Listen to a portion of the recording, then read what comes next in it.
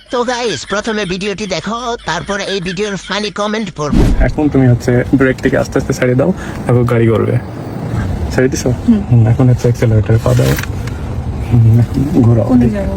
এদিকে ঘোরাও। একটু সামনে দিয়ে ঘুরে। হ্যাঁ ঘোরাও, তোমার যেমন ভাবে মন চায় চলো। আয়েস আরাম আর কিচ্ছু লিখে না, চোদন আর খাওন আর কিচ্ছু না।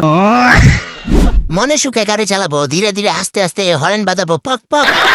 The Bluetooth device is successfully connected. টুনটুনির উপর বসে টুনির প্রশিক্ষণ চলতেছে। ভাই নিচের গিয়ার কি ভিতরে ঢুকায় রাখছেন?